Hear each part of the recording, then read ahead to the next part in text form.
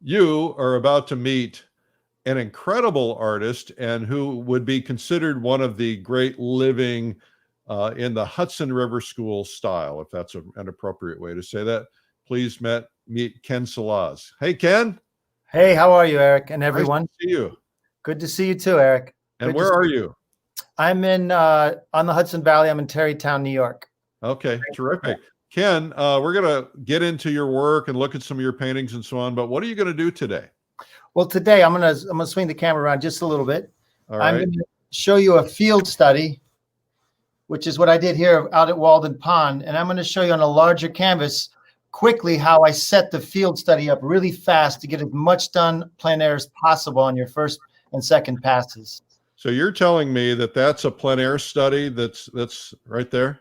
That's a plein air that I took about another 5 hours in the studio and put the twigs in a little bit. I was going to say it's so finished already that I was curious about that. Okay, so you're not afraid to do that. You'll go out, do a plein air study, bring it into the studio, refine it. Yes. And then you're going to show us how you transfer onto a canvas and how you turn it into a painting.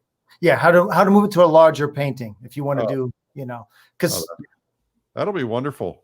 Well, we had a good time together because you were in town and we had you here for a week, hosted you at the world famous artist cabin, and we also had an opportunity to get to know each other, but to watch you paint, to learn how you paint is pretty incredible. So I think this is going to be a great episode. Yeah, I'm excited. I'm very excited. It's always great working with you too, Eric. Well, it's fun working with you. And I'll tell you what, maybe we'll talk about your other secret special skill when we get back. Oh, that sounds good. Well, all right. All right. Okay, terrific. All right. Okay, so Ken Salaz is going to be back in just a second while he sets up his camera. Welcome to day number 245. Unbelievable. 245. And we've been here basically every day since coronavirus began, trying to be here and be teaching art, showing you, helping you discover art or helping you grow as an artist if you're already one.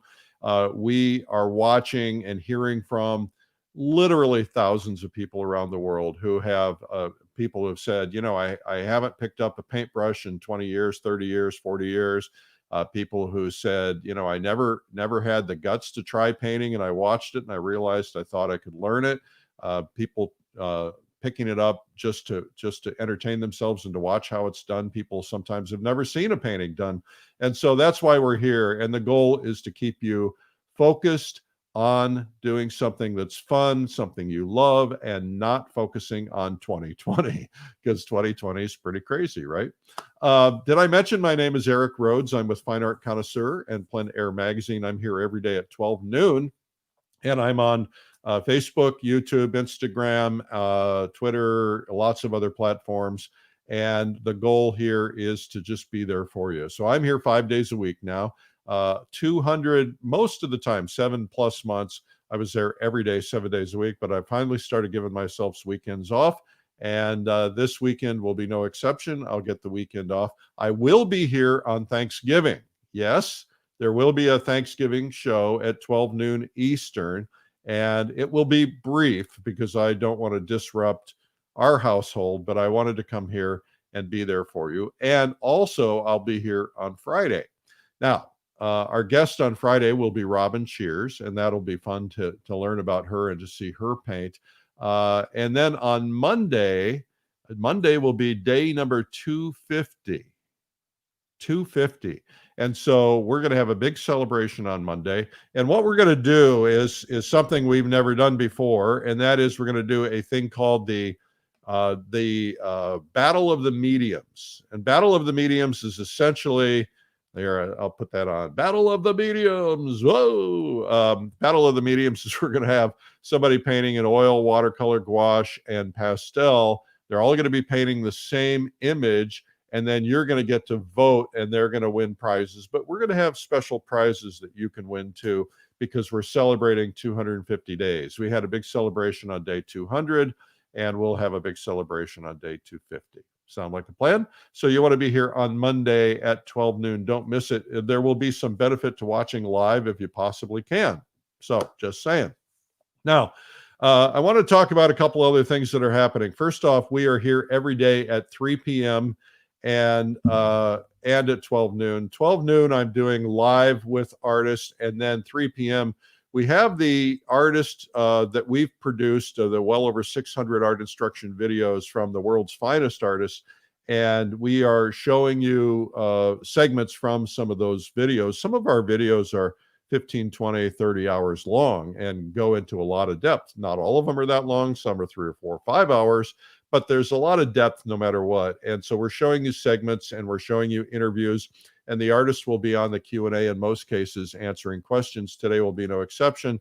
Today, our friend Tom Kegler will be giving you a sample of painting Niagara. It's pretty interesting story. This painting is about, I don't know, 10 feet long.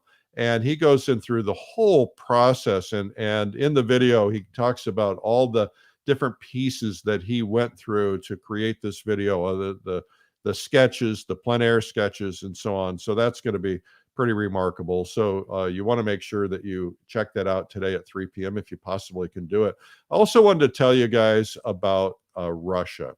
I'm taking a group of artists to Russia in September, right around Labor Day, right after Labor Day, for 2 weeks. And we're going to go to the beautiful cities of Russia, and we're going to tour and paint. And then we're going inland to the small villages, and we're going to paint in the same exact places where people like Levitan and Shishkin, Serov, some of the great Russians painted and learned. We're going to be taking you to the academic Dasha, which is part of the summer program where they learned. We're going to take you to the two greatest art schools in the world, which would be the Sarakov in Moscow and the Repin in St. Petersburg. We're going to take you there. We also are going to have a private, this is something you'll never get to do in your life. We're going to have a private reception in what some would say is the largest museum in the world, which is the Hermitage. We're going to have a private, the Hermitage is going to be closed. Get this, it's going to be closed. We're going to be the only ones there, and we're going to have a reception in there and then get to wander around and look at paintings. I mean, how cool is that? Things like that just don't happen. So we have on the website, we've had an application form. We had over 300 people applied to be notified. We sent out the notices this week. We are already 50% sold out, but get this, 50% of the people who we emailed have not even opened their email. Shame, shame, shame. So if this is something that you think you want to do, or you have not learned about it, but you want to see about it, if you go to paintrussia.com and act fast, we only have 46, maybe 47 seats, 47 seats. And so if you get that done, somebody called me last night. I was talking to a man named Michael in Mexico. He's from Canada, and he and his wife are plein air painters, and he wanted some questions answered. So like 8 o'clock at night last night, I'm answering questions about this, and he got so excited that he registered right after. So if you're interested in going on that trip, you need to get it done, because this is probably not something that we'll be talking about for too much longer in terms of seats available. So go to paintrussia.com. I will have tomorrow morning on Thanksgiving, I will be sending out a Sunday coffee, even though it's not Sunday. This is life philosophy and thought, and I send it out every Sunday. We're up to 250,000 readers. We're sending out tomorrow because it's Thanksgiving and family will be together. I pre-wrote something for Thanksgiving, and it is something that I think is a message everybody, quite frankly, I'm going to read it around the table. We don't have a lot of guests. We've got 2 guests, so it's not a big deal. But we're being careful. You know, our kids are here, and so we're going to read it around the table because I think it'll open up some eyes. So it's something to think about. Okay, now today we have some prizes for you. The winner of the Plein Air Magazine digital subscription is Dale Hawkins from Canada. I don't know where in Canada, but congratulations, Dale. We will be making sure you get that. The digital edition of Plein Air Magazine has 20% more content than the print edition. And so we get a lot of people who actually do both, so they can have the print and look at it, but so they can have the plein air digital edition, so they can zoom in on things, but also get photographs and images of paintings that are not in the print edition. The prize for today, we will be giving away an easel brush clip from easelbrushclip.com. And that will be something that you win by making comments. We'd like for you to make a comment from where you are. Even if you've been here before and you've said where you are, we like to see where you're from. It's kind of cool. When Ken's on, I'll be reading out names of places around the world that are watching, which is kind of fun. So last but not least, there's so many other things I could talk about, but if you would consider this. I had a conversation yesterday with Richard Ormonde. Richard Ormonde is the grandnephew of John Singer Sargent in London. And he is the biographer who's written now 10 volumes on Sargent, catalog raisonné, and so on. I asked him about watercolor because Sargent was a big watercolorist. And he told me some things, and I'm going to put out a special piece on this, but he talked about that it was about watercolor became his personal favorite medium because he did oils for a living, and he refused to sell his watercolor paintings. They were his, he said that they reminded him of why he was an artist. It allowed him to be creative. I have started exploring watercolor because I can't always take my oil paints with me on everything that I do. And so we put together Watercolor Live, which is the world's finest artists. I mean, the best of the best, which will be teaching watercolor. Now we have a beginner's day on the 28th through 30th. On the 27th, and then the event is 4 days total. Watercolor Live, check it out at watercolorlive.com. I think you'll like it. And we have people teaching from and attending from all over the world. Well over 600 people already signed up. So you want to check that out and get involved with it. All right. So today I want to get right to our guest. I'm looking at the painting behind me and realizing it's a very dirty old Hudson River School painting. Now we have the latest and the greatest, a new Hudson River School painter. I'm going to put him on screen so you can see him. This is Ken Salaz. Ken, how did this all begin for you? How did you start adopting kind of this style of painting? I was studying with Jacob Collins at the Grand Central Academy over a decade ago, and he would have this all summer. Well, 6 weeks in the summer, we'd paint up in the Catskills in the Hudson River style. So I would paint with him and Edward Minoff, and a couple others for 6 weeks straight. And that got me so hooked into the style and to plein air and landscape painting. Yeah, well, that Hudson River School Fellowship is legendary, and I think you ended up teaching there. Yes, I was they call it a senior fellow, which I don't know, now that I'm getting older, I think I want to rename it. But yeah, I taught there for several years. And whenever Jacob asks me, I go over and do whatever I can. Absolutely. Well, I'm excited about what you're going to do today, and I will read questions as they come in, or comments, or where people are from, and I'm going to let you get started here. Okay, I'm going to speak a little bit about what you're seeing behind me. So I'm working on a fairly large project of paintings of Walden Pond. And so I went there a couple weeks ago. I'll be going there on Saturday doing more plein air sketches. And then I take the plein air and I bring them to the studio. I finish them a couple hours, 5 hours or so. And then the best of the best become very large or larger paintings. So what you're seeing here is one I did plein air while I was in Boston, I guess September, October. It wasn't completely finished like this. I came back and dabbled and put the twigs on, kind of thing. So what I'm excited about showing you today is that I'm going to show you how fast you can get something on and not get muddy, not get all whited out, and not get all grayed out. There's a certain approach that'll help you be able to do all of it and keep your colors fresh. Many people, they say, wait a minute, how do you get so much detail in these plein air studies? And the secret isn't the detail. The secret is the underpainting and the preparation that the detail goes on top. So let me go right at it, okay? Oh, yeah, I'm very anxious to see that. Yeah. I mean, well, we'll be out painting sometime, Eric. We'll do it together. All right. Yeah. Well, we're going to do another video, so we'll have a chance to do that. Sounds great. And by the way, that Russia trip sounds like off the charts. I want to talk to you about that. All That's right. that's the best thing I've heard in forever. Yeah, So I just real quickly, Ken, I didn't do you justice, and I just real quickly while I do that, I want to show a couple of your paintings, and because just so you guys can get a feel for the level of quality that Ken does. I mean, this is blow you away kind of stuff, and absolutely stunning work. Ken is follows the what I call the drama rule. In my life, I say no drama, but drama's okay in paintings. and everything he does has incredible drama and really draws the eye. So it's just absolutely beautiful. I should also mention that Ken sold out his book Landscapes in Oil last year, but the new printing will be available in December, but you can pre-order them on Amazon. And we also have a video that we've done with Ken called Majestic Landscapes. And so it'd be a great Christmas present to yourself to watch how he gets this sense of drama and layering, and he's kind of put a little bit of everything into that. So Ken, that was fun to do.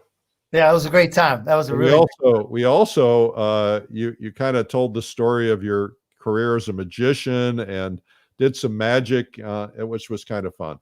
yeah, and you caught it on the video, which is good. You know. Yeah. I should also mention, I know you want to get started, but I should mention that you came to the Plein Air convention and we put you up on stage and you did this mind reader trick with me.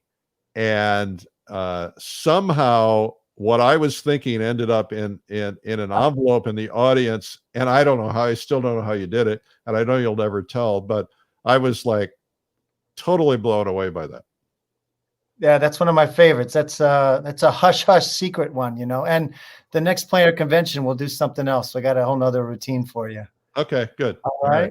I love it. Sounds All right, good. get started. Okay, let me get started. Collect the thoughts. So here we go. Of course, you're never supposed to put anything in the middle, but I did it anyway because sometimes when I do plein air, I'm not sure if I'm later going to shift it and make more of a sky painting or make more of a foreground. Because when you put the horizon up top, it's more of a foreground painting. If you put the horizon at the bottom, it's more of a sky painting. So often in my plein airs, I just put it in the middle and make a decision later. In this case, I'm going to leave it in the middle. So I know it's right about there. That's where the jetty comes out. You got your rule of thirds here, right? A lot of people don't know what that means, so you might just mention that. All right, I'll do right here on the canvas. If you divide your canvas into 3 parts vertically and 3 parts horizontally, right where the intersections are the crossroads. They're really good places for centers of interest on your compositions, right in these 4 corners. Now, if you don't want to put the center of interest up here, you can at least put it on one of these thirds. Okay, can you see the lines? Okay. Yep. This is where the third ends, so it's going to be near that, and this is the center. So that's where my jetty, which is right here, that's where he's going to come out. It's going to wrap around. It's going to go vertical, and then swoop out like that. And you know, the beginning of every good painting and the foundation is drawing. You know, that's such the foundation of a good painting. So I like to get the beginning started with pencil.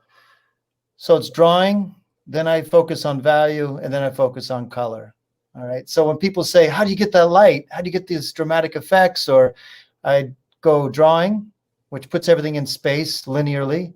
Then I focus on the value, and that's going to be where your color and your light's going to come from. Okay. So you can see here, this little section is the highlight of the whole painting, and that's where your eye is going to go. And it's going to be, it's like a mini painting inside of a painting. You got this guy here, and you got the guy standing there. That's the ooh-ah moment. Right, your focal. All right. The ooh-ah. So this is the part.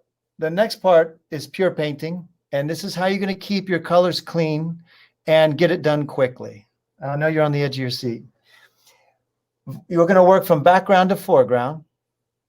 And what happens often, every Friday I have students, we go out and we do plein air painting. They always mix their tree colors into their sky, and then this gets all mushy, and then this gets all white, and this gets all dark, and there's a green, things messed up. So this is what I've done to help them avoid that mistake. Let me get the sky here.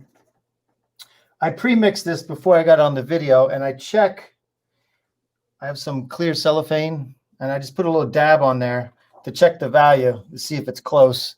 Yeah. And it's a little dark. Yep. So add a little white, and then I'm ready to go.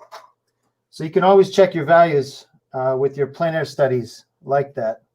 And you're painting on a panel, is that right? Is it linen? What is it? Yeah, this is linen. Oil primed? Yes, linen oil primed. Usually when I do plein air, I paint on a panel, oil on panel, gessoed, because it dries faster and you can move a lot quicker than linen. But in the studio, I often switch to linen because it has such a nice feel for the details. When you start getting the details, the linen's great. So here we go. I got my sky. Just going to lay it in. Now notice I'm staying away from this line right here. You always lay your sky in first. Always first, yeah. Because what happens is, and I always lay the sky in, and I don't do the clouds. Okay. Because during the day, the clouds are what's changing the most in any scene besides the light. Right. And if you put the cloud in early, and then guaranteed, and an hour later, some awesome cloud formation shows up, and you're like, I wish I had those clouds. Right. So what about warm sides and cool sides, and where the source of light is coming from, and as you phase down, are you going to be? Do you lay everything in first, or do you try to get that, that sense of light change in the sky? I get it. I try to get it right away, and I'll show you how I do that right here. Good question. Really good question. I ask great questions. You do. This is where the sun is. The sun's actually coming over our shoulder and hitting this, right? So we're standing in this pocket of shade, so it's coming over our shoulder. It's landing here. So it's going to be slightly darker on this side of the canvas than it is on this. Okay. So right now I'm laying in a single wash, a single value, and one color. And are you laying it in with thick paint, thin paint? You got terps thinned out, Gamsol. Okay. Yeah, this is thinned out. And as I get towards the bottom, or over here, I start adding in some radiant blue into the mixture, and it lightens it up even more. Okay. Because I want to, it does get lighter towards the horizon. Why use radiant blue instead of just white? White, give me a second here. There we go. Radiant blue, when you just add white into a blue, it lightens it, and it also kills the chroma. It drops the intensity of the color. No matter, it's not white's fault. It's just that's what it does. Yeah. So but if you mix in radiant blue, it's a light blue that has chroma also. So you have your main color, and if you add white, you're dropping your chroma. There you go. Right. If you add radiant blue, you got chroma, plus chroma, and you're adding it in. So as you drop down from here to here, you're not losing your chroma. You're just losing your value. Okay, good. Does that make sense? Yep. Yeah. Terrific. Thank you. Yeah. A lot of people talk about radiant colors lately. Yeah. So here we go. That's the first little pass. Now, to answer your question about the light,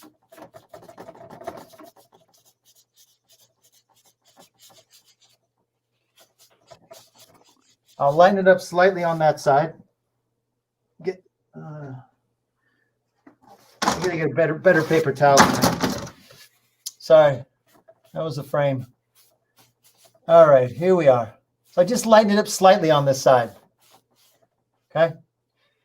Now it's just a matter of lightening it. You don't need to warm it. No, not right now. No, not right now, because good questions. If I try to warm it, since the blue is still wet, to the degree that it is wet, if I add like a light yellow or even a Naples yellow that's whitened up, it can go green. Yeah, have a green quality. So the trick is, we're out painting, we're in plein air. You put this down, you wipe it out, you let it set for the next hour or two. It'll be set. Then I can mix a little yellow or a little lighter value and more warm and working from there, and it won't go so green.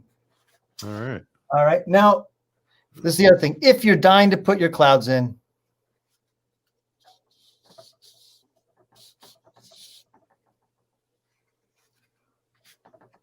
It's really all you need. yeah. And I'll often do this. If I really like the clouds as they are in the beginning, I'll just make a sketch of them like that. Yeah. Cool. You know, and then later I'll paint them in with actual paint. All right. Now we're going to go over here and get this mass in. I'm sorry. No, we're going to get this mass in. This is a very muted gray.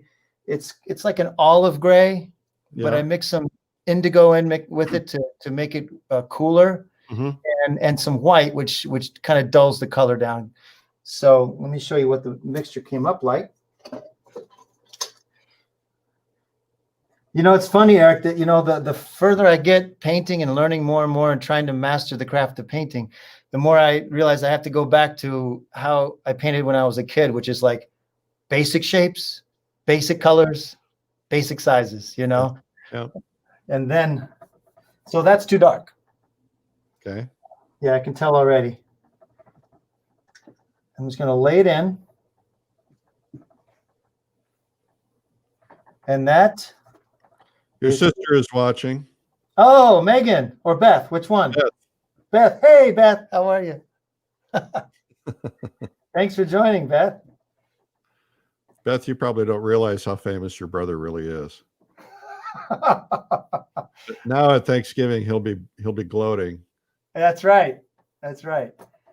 All right, that's the back. There we go. Back hills. Now, so you don't have to ask the question, Eric. Yes, I am going to lighten this side up.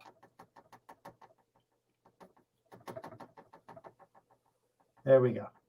Now notice again, I left the blue away from the green. Yeah. I left my gap there. Okay. Yeah, because these will set, and then I can go back later, and they're not going to bleed into each other. Let's talk trees. Let's talk trees. Okay. And same thing on the big painting. We're going from background to foreground. We want to do the same here. What we want to do is paint the inside of the forest and then layer on top of that. Okay, don't start, as I like to say, don't start by putting the earrings on. You got to get everything ready, then you put the earrings on, or you put your hat on at the very end.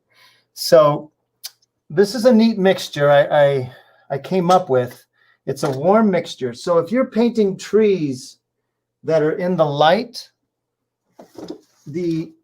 I prefer that the inner part of the forest has a warm feel to it. If they're in the dark, it doesn't have to be so warm. But here, the light's hitting the branches and lighting that whole thing up. So I use quinacridone violet mixed with burnt umber or burnt sienna or Venetian red.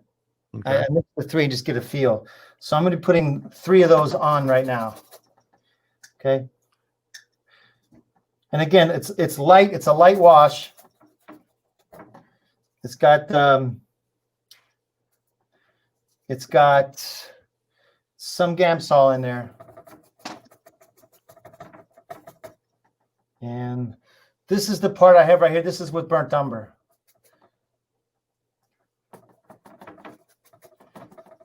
And very often, you know, with my students, they paint everything too light with too much white too early in the painting. You don't want to do that because everything gets all washed out. So I try to get them to paint darker than they feel like they should. Somebody's asking about you're using small brushes. What kind of brushes are they? Oh, these are Betsy's. Betsy, B-E-T-S-E. It's a filbert. Yeah, boy, wait till you see the real small brushes I use. You know, we get down to these guys too. Yeah. These feel like large brushes to me, actually. I'm like, oh man, is this too large? And then over here, there we go. That'll get covered. But the light dappling through needs to have something to key off of over there. All right, that's all I'm going to do for my background of the trees. Pretty simple, right? Yep. Even a kid could do this. All right, now. Looks like a kid did it. Hey, I'm young at heart, Eric. You know it, right? I'm just busting your chops. If I'd known what I was signing up for. All right, let me get another brush here. What am I doing next? Okay. I'm going to go back to the background here now. Get the reflection of those trees. Again, the reflection, as a rule, the reflection of something in the water is not as dark and not as chromatic as the original. Okay. It's like a photocopy. It doesn't quite get as much because the light's landing and it goes straight to your eye. Now it's landing, hitting another surface, getting absorbed, and then coming to your eye. So you've lost chroma and value. So if this is too technical, let me know, okay, Eric? Oh, we're good. We're good. Okay. Hello, Bangladesh. Thank you for tuning in. Israel, thank you for tuning in. There we go. Now I'm going to do this blue here. And I'm allowed, and you notice when I'm putting this in, I'm going sideways because the plane of the water is this direction. So I want to go with the plane. Are you using the same blue you used in the sky? Yes, I am. I am using the same blue. Get a larger brush. And this is really a great exercise in big shapes. Right? And man, Eric, I wish I had learned that 10 years ago to just let your shapes do the talking, you know? I'm darkening it up as I come down lower. And now I'm putting in, I don't like to use ultramarine blue in my skies. It just looks too fake. So I use either cobalt or I use brilliant blue in the sky. And then when I come down to the land and water, I feel free to use my ultramarine. So you see the ultramarine coming in now? Yeah. Uh-huh. Yeah, I don't mind that because I need to get this blue dark because you see how I'm going to go fade into this area up here. Hello, Deutschland, wie geht's? Saudi Arabia, welcome. Johannesburg.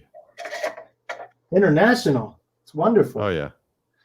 All right. I'm getting another. Oh, that's the other thing you notice I'm doing. I keep getting clean brushes. I don't use the same brush for every section because that, again, mixes your colors up. Now I need a big green shape here. Green ochre.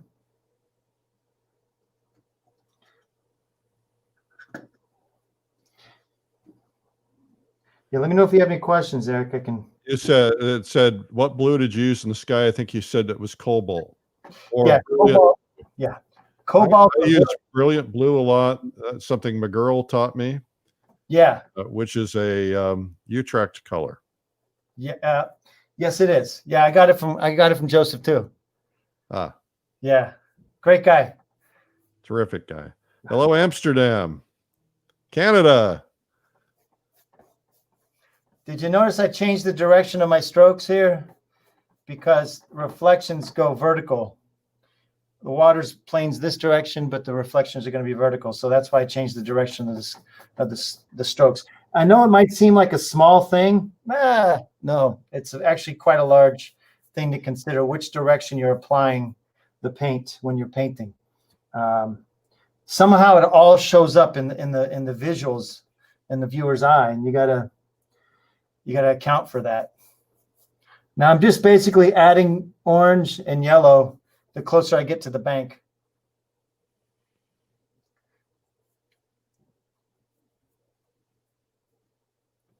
There we go. Wonderful. All right. You see I'm keeping them all separate, Eric? You know? Mm-hmm. Noticed that. Yeah, it's all, they all got to do their own thing. They all have their own job to do, and I can't mix them up. All the abstract painters watching are going to be like, "Ooh, this is an abstract painter." That's right. That's right. Okay. Now I'm adding some indigo into that olive green because I need it to be a cooler green down here. Okay. In the shadows. And I can mix these two here. There we go. All right. Oh, that's the other, everyone always wants to get to the big spot and make it look awesome right away. You know, but this is like a theater. You know, you spoke about the drama of the paintings I do. It's like a theater setting. So before the actor goes on stage, the whole scene crew's there, the whole tech crew. So we're basically setting up for the, I don't know, Hamlet to get on stage. All right, good. All right, let's see. Where am I? Cornwall, United Kingdom. Welcome. How big are your plein air sketches typically? Are they 9 by 12? 9 by 12 and 11 by 14 are my favorite. Okay.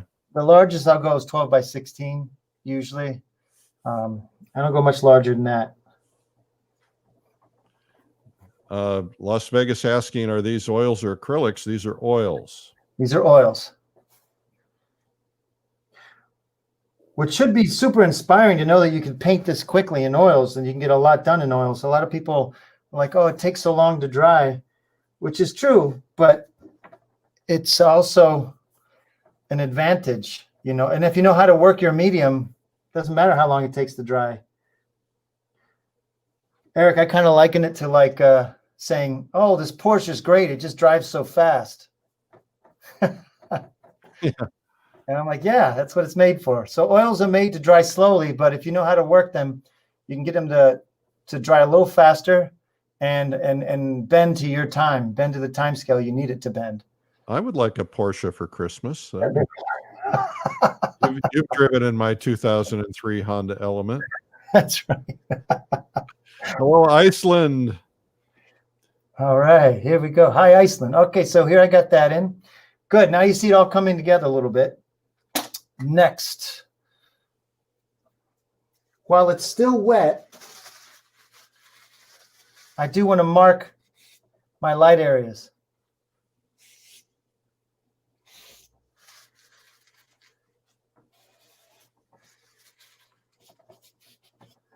That. And that's just wiping off. Okay. Big shapes, big color. That's how you work. Now, as I get to the edge of these trees, it loses its orange, or it loses this, because now we're getting the landscape's curving around. It's actually curving around, so you're seeing less forest and more edge of trees. So that's why on that edge, I changed to a dark greens, which. Do you have a brand of paint that you prefer?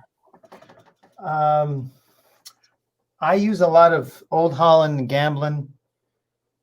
Yeah, those two of them are the major ones, Old Holland and Gamblin now. I notice you're touching your sky now when you're putting that green in.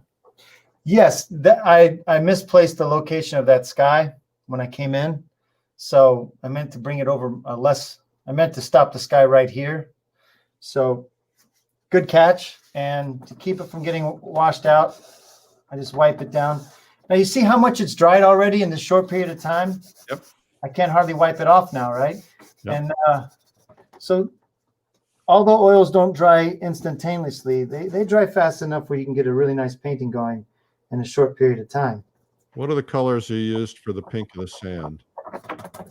That is Gamblin's, oh, sorry, that's Williamsburg Fanchon Red. Mixed with white and a little bit of Naples yellow. Yeah.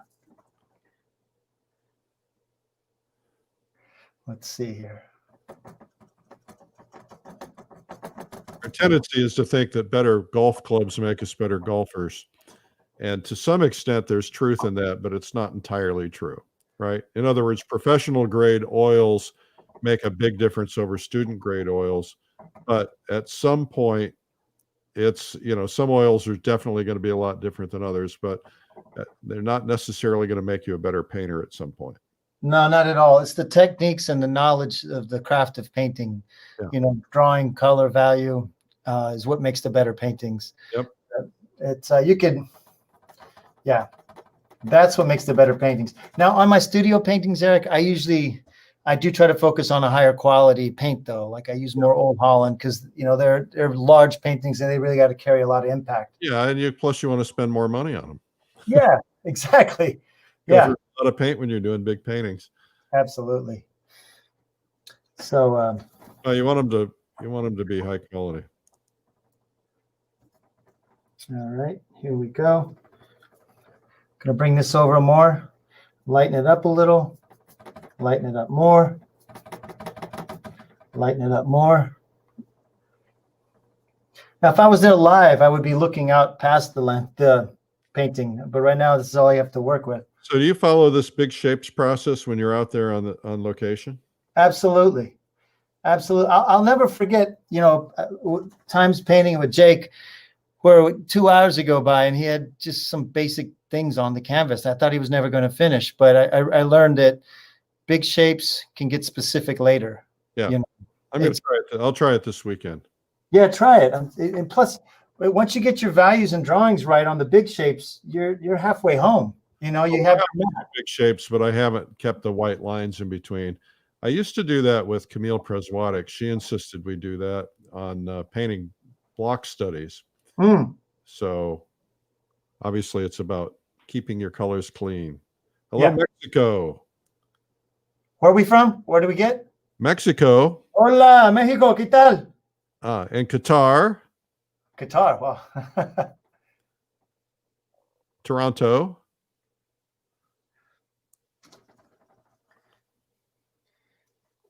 All right, now I'm going to put the pink in there, the highlight area. Okay. Question is, how long are typically how long are your plein air studies? They run anywhere from 8 hours to 16 to 20 hours. So I'll go to the same location twice. Yeah. So real quick, I'll show you. Last Friday was the second day. I was on the Hudson River. This is a plein air. Wow. This is 2 sessions. So this is about 10 hours. Beautiful. Yeah. And you see, again, basic shapes. All right, now, here's the very next important technique, Eric. When I don't want any of these colors to get and mess up this nice highlight, right? Right. So there's a couple ways to make sure that doesn't happen. 1, I leave my gap. I'll leave my white there. 2, I wipe off whatever might be stumbling in there. And 3, I use oleopasto, and I mix it in with this color. Say what it is again. It's oleopasto. It's Winsor Newton's liquid oleopasto. Okay. And I put this in because it makes the paint move from a consistency of watercolor, which is what happens when you mix it with the Gamsol, right? It makes it watery or thin. Yeah. It dries fast. Well, the liquid impasto, oleopasto, it makes it thick like cake, like icing on a cake. That's the consistency it becomes. So it'll sit on top of whatever light thing you have, or whatever light wash you have on there. Okay. Make sense? Yep. So I'm going to mix up that color now, and I'll show you. I'll get it on. And then we're going to have our first sense of light going to happen very soon. All right. Well, you better hurry because you've got I'm sorry, what? 12, 15 minutes. Okay, 12, 15 minutes. Got it. About 12 minutes. Yeah. Okay. No pressure. Yeah, thanks, Eric. Thanks. Kids, don't try this at home. Yes, don't try it at home. Hello, Ottawa. Hello, Manchester, UK. Now this is pretty. Imagine if you're out plein air painting and you get this much done in the first 30 minutes. It's quite a good start. Oh, I'd be done with my painting in 30 minutes. That's why they look the way they look.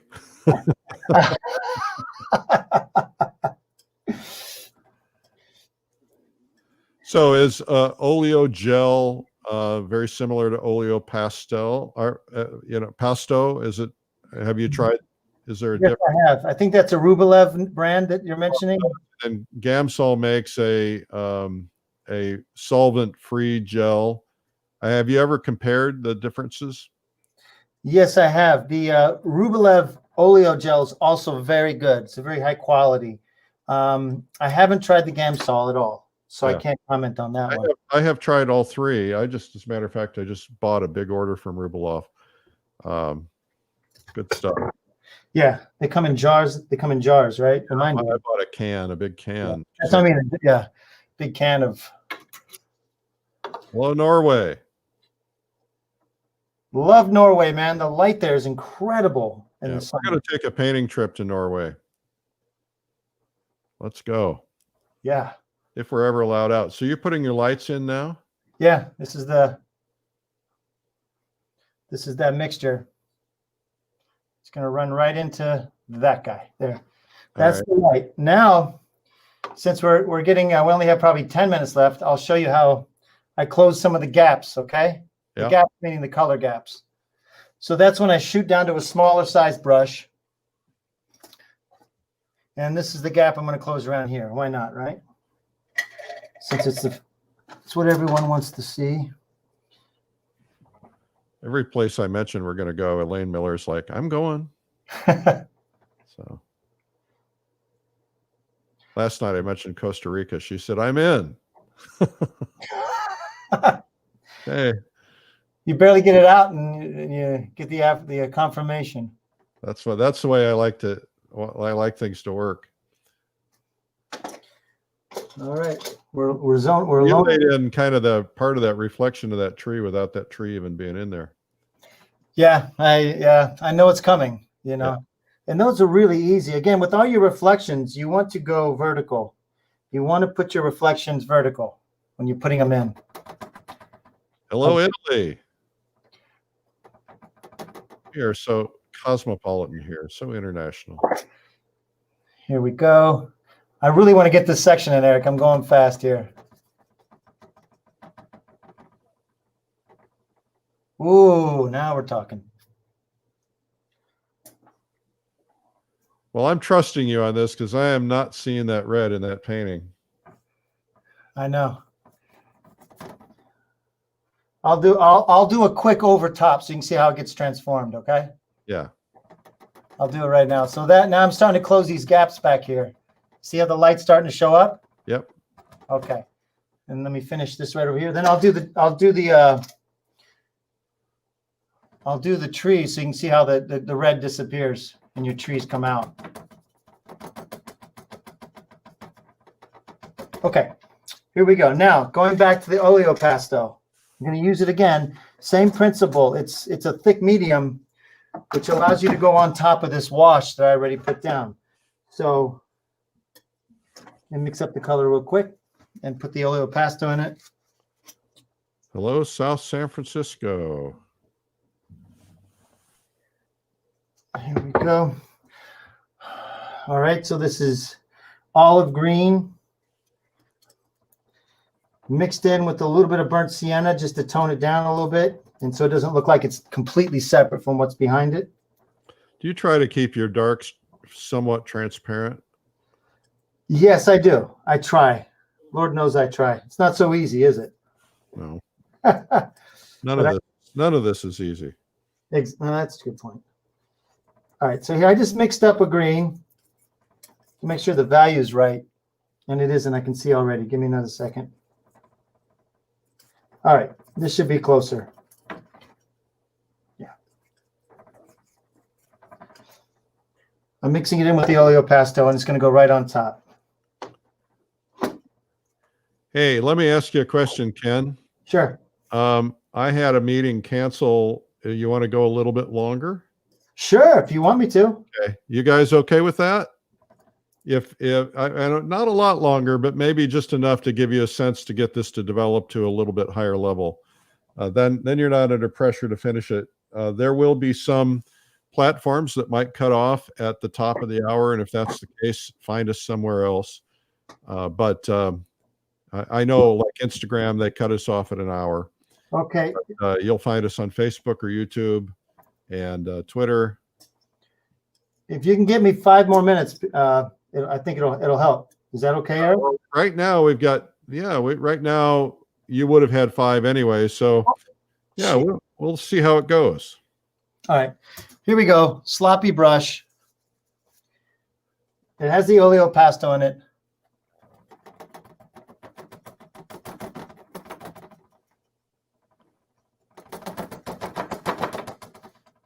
Yeah, they looks easy. It's pretty simple. This section of it, it's pretty simple. Now watch how dark it starts to appear when you get to the top. You see, now you know why I didn't mix it up there. You see now now I'm going over that gap with my oleopasto. Well, and also the tops of the trees tend to be lighter. Yep. You see, so now this is what I just filled the gap up there.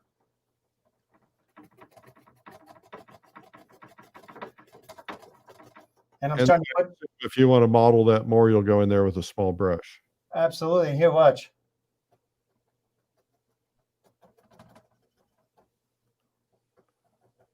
And with that oleo gel, you can, or that medium, you can just lay it in right on top of it. Right on top. And it just sits there for you like a good friend waiting. So is this what you were looking for, Eric? Is this what you're waiting for? Well, it's certainly on the right road. Yes, absolutely. It's pretty Good. cool. Pretty cool, right? Yeah, you know, it's interesting how that red really now works. But I wouldn't have thought to put it in there looking at it in plein air.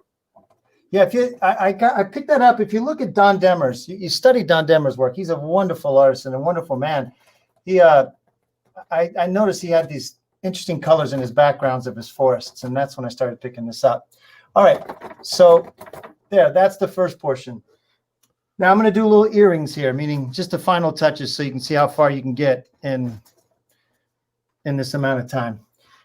Here we go. Real simple. You ready?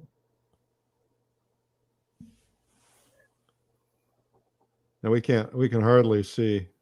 Yeah, okay. So you're laying in some sticks. Yeah. Just like that.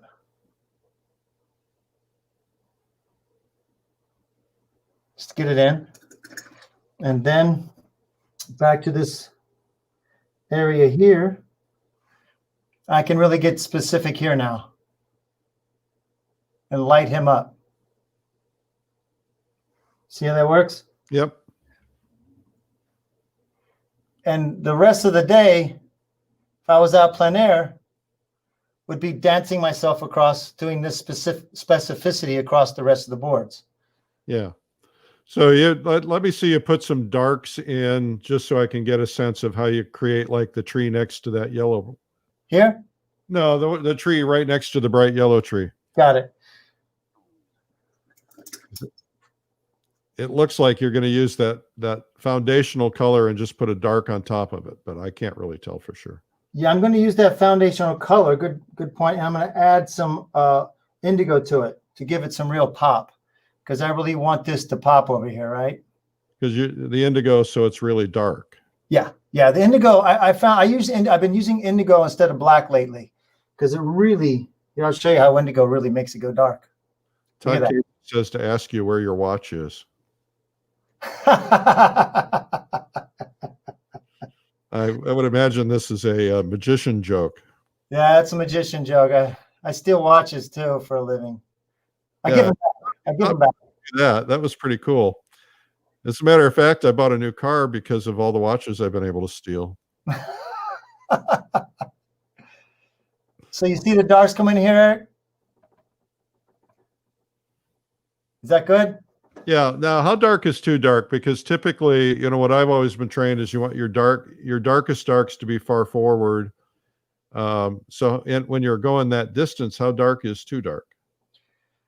It's a loaded question because it's going to depend on the values around it, and how much light it's getting. Okay.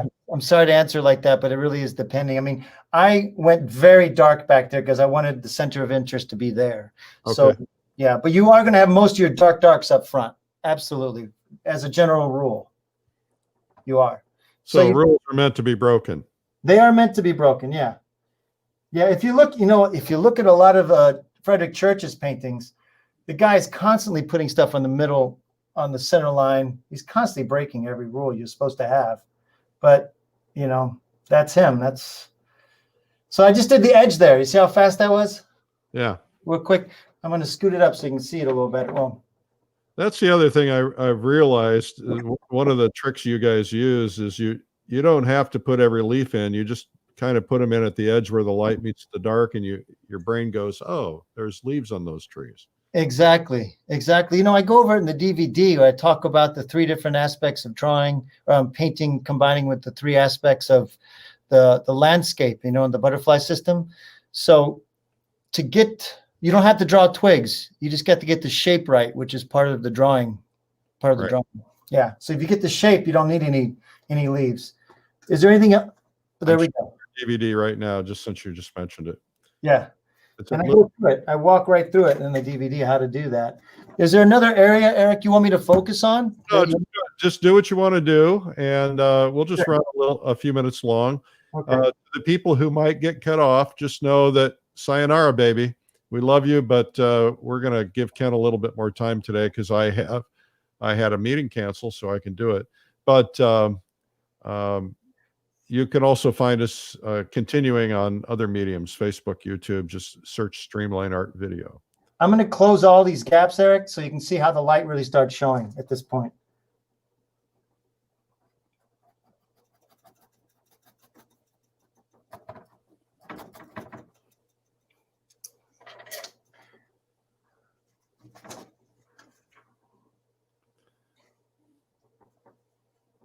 And now my green doesn't bleed into my sky.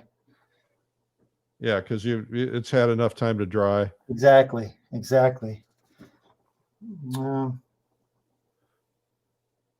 going to close all these gaps to make it too dark. Yeah. Still too dark. Man, there we go. I wanted to get these guys closed off. No, your eye's not going to all those white spots. Yeah. Yeah, you see how now the light's happening all over the painting? Yeah. Let me put how rapidly this has come together. You're getting lots of applause. Oh, yeah? Yeah. Lots of thumbs up. Oh, great. Appreciate that, folks. I really do. You know, it's always a challenge to paint. It's never, quote unquote, easy to paint. It's always. But you should always understand it's just a process, and anybody can learn the process. Yeah, you can absolutely learn. I mean, that's, you know, I spent so many years doing workshops, Eric, and taking classes from other artists and really learning what they had to teach me. And then without that, I never would have been able to get to this level or have this amount of confidence in the painting.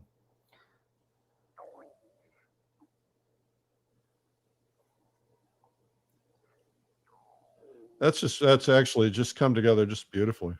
Thank you. You demand. Thank you. There, most of my gaps are filled now. An exception to that one.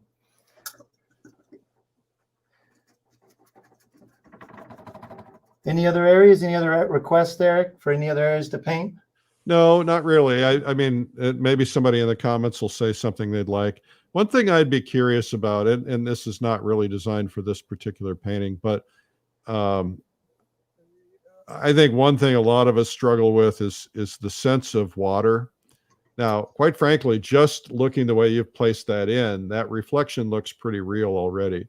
And it looks like you just put a couple of light spots in, streaks that kind of just say this is water. You don't really have to go into a lot of depth, right? No, you don't. That's again with the application of the paint, Eric. When you want to be very conscientious of which direction you're putting the strokes in when you're doing water. So if it's the surface area, it's going to be a horizontal application like this. If it's a reflection, you got to go up and down. Right. Yeah, and then you just take the brush and mess it up a little bit, you know, and that'll give it. That's it. You let that dry, then you can go on top and get more fancy afterwards. But yeah. So the most important thing I think with water is which direction are you applying the paint when you put it in. Well, the other thing that you're doing now is that light's going to look a lot stronger when it's up against the dark. Yep. I'm going to do this right here, right now. You'll see. I'm going to sort of jump the gun here to put this dark area in and this dark area in.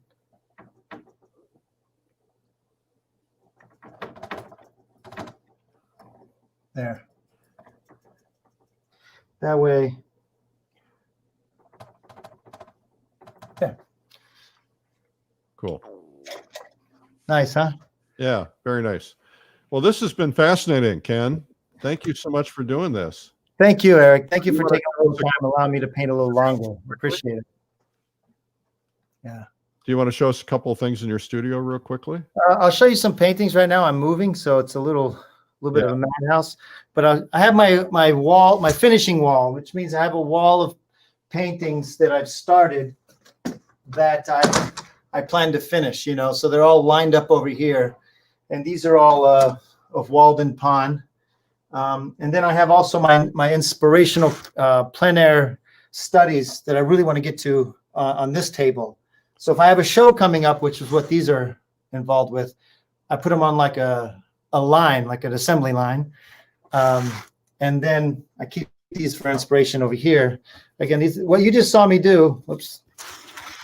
What you just saw me do with that painting is what I did with this one out in the field. It's a lot of oleopasto involved, you know. Very nice. Beautiful. Well, thank you for doing this today, Ken. Absolutely. That was a pleasure. And thank you everyone for joining. And please watch every day at 12 o'clock. Eric, he's got these great episodes. You're going to learn a ton, and it's a lot of fun. Well, that's very kind of you, Ken. And I should also mention that Ken has a couple of things out there. First off, we have the video where he goes through, I don't remember how many hours it is, but it's pretty long. And he goes through the entire process of painting, layering, glazing, trees, light, clouds, everything. So it's really terrific. I love the way that the radiating sun on the edge of that is there. He also has a fabulous book out there called Landscapes in Oil. It sold out, and this is a great publisher, by the way. And they have a new version, their reprint coming in December, so you can order it now on Amazon. It's called Landscapes in Oil. And I know that by the end of the day, we're going to have 10, 15,000 views. So maybe you'll sell it out again before it comes out. Wouldn't that be nice? That'd be great. That'd be great. Merry Christmas. Merry Christmas. Absolutely. Yes. Well, Ken, I hope you have a happy Thanksgiving, and thank you for doing this. And we'll have you back in the future. We've got some other things that you could teach us, I'm sure. And really, really appreciate you doing this today. Thank you, Eric. I'll see you again soon. Have a great Thanksgiving. You too.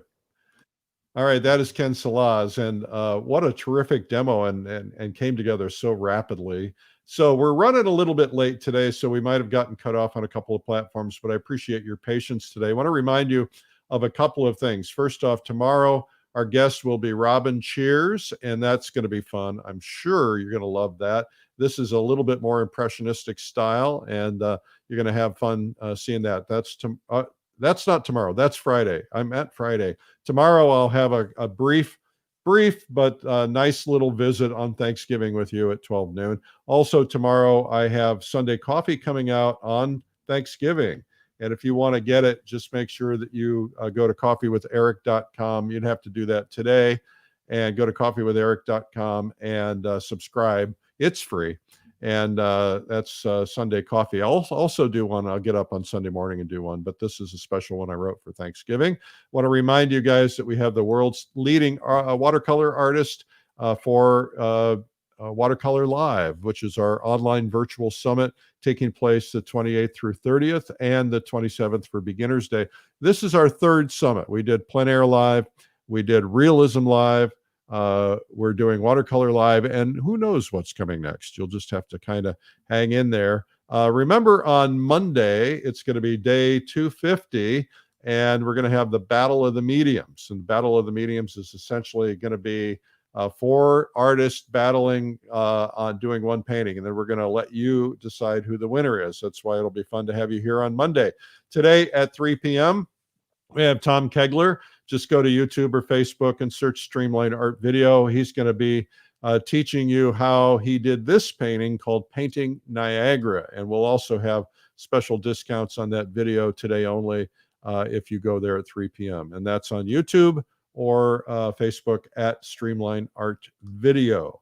Well, this has been fun. It's always fun. I get to spend my life watching painters and interviewing them, and it doesn't get any better than that. And I love doing this for you guys. I really appreciate it. I want to just tell you that this is a very special time. We have a time to be thankful and grateful for what we've got.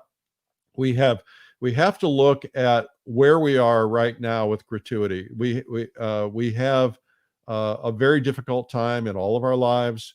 The world has been dealing with this virus. It's been ugly. We've lost friends. We've lost family. We have fear.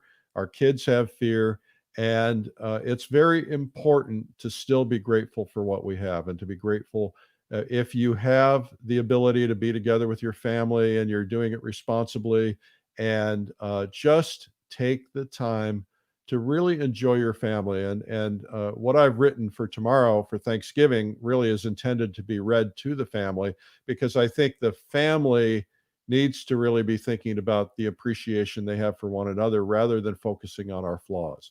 Now, what we're here to do every day, and this is day number 245, what we're here to do is to keep you focusing on something you love, learning about art, discovering art, maybe getting better at art. We're bringing in some of the world's leading artists to work with you every day at 12 noon on weekdays, and every day, 7 days a week at 3 p.m. And we want to do this to enrich your soul. Remember, the world needs art and the world needs artists, and we need it now more than ever. And if you are being consumed with worry and fear and anger and confusion, that's not going to help. And so I'm encouraging every one of us to keep a positive spirit, to remember to focus on the things that we love, and to not sit around doom scrolling, to not sit around, being a news hound. We have to stay in touch. We have to understand what's going on. There are things that are going to just anger us. This is just the way the world is right now. But if you stay in the things that you love and you focus on those things, you're going to be better for your family. What do I always say? Put the oxygen mask on yourself before you administer it to the others, right? If you're going to be a good mom or dad or grandpa or child or whatever, you've got to be enriched. You've got to have your life and your act together. You've got to keep your head in the game. You've got to feel fulfilled and happy. And that way you can do a better job for those around you who need you. And so that's what I'm trying to do for you, is to encourage you to do that. Thank you for watching here every day. Do me a favor and share this with your friends, because we want the world to discover art. And there are a lot of people you may not ever anticipate would be interested who will be. I mean, we're learning from people all the time who tuned in for the first time. I saw new people just today, new people tuning in. So just hit that share button, spread it. It helps us. It helps the world, right? Thanks again. I'm Eric Rhoads, publisher and founder of Fine Art Connoisseur, Plein, and Streamline Art. And we hope that you have a terrific Thanksgiving. I'll be here Thanksgiving for you at 12 noon tomorrow. If you get a chance to tune in, that would be really cool. I promise not to embarrass you too much in front of your family. Bye-bye.